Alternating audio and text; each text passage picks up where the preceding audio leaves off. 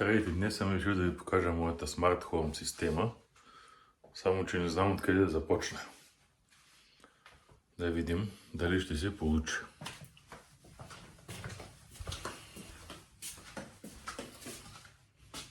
Ето тук след мен се намира този таблет, който е от Amazon.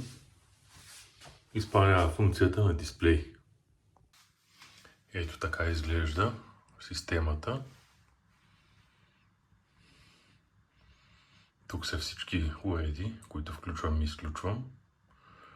Времето, часа, камерите за наблюдение. Това е хранилката за котката. Двата телевизора. Тук показва състоянието на батериите на всички сензори. Тук са сензорите за влага и температура, които са в градината. И тук отдолу е статистика, кога какво се включва, изключва и така нататък. Всичко това може ръчно да се включва и изключва. Ето така. Ето тук, като се натисне, се отварят настройките. От тук са автоматизациите. Ето това са моите автоматизации. Има за напояване на градината.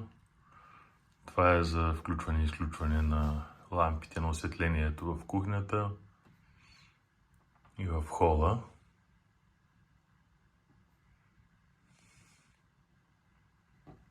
Да. Така. Ето така изглежда през телефона.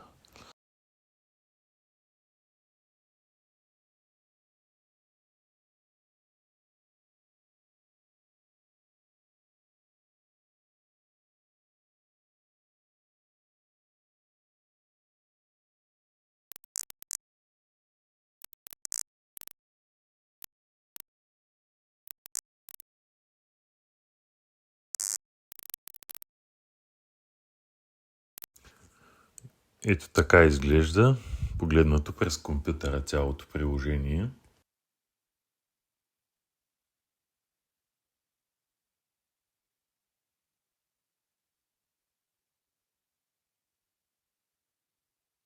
Тук са различните автоматизации за зареждане на таблета, когато батерията падне под 10%, 30 секунди, автоматично се включва зареждането на таблета. И когато батерията достигне до 99%, повече от 99% за 30 секунди се изключва.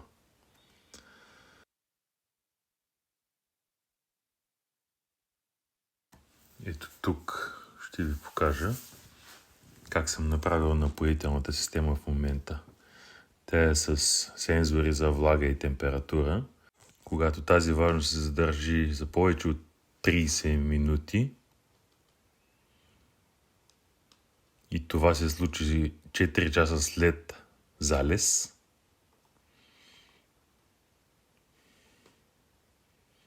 помпата се включва автоматично да полива за продължителност от 2 часа, след което се изключва автоматично.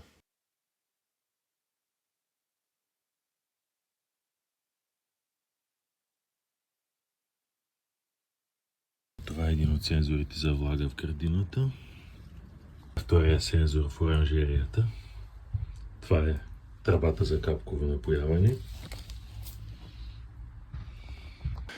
А това е едната помпа, която се намира навън.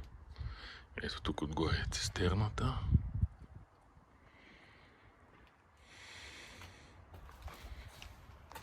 Ако някой се интересува как е изпълнена системата, нека пише в коментарите. Ще направя допълнително по-подробно видео.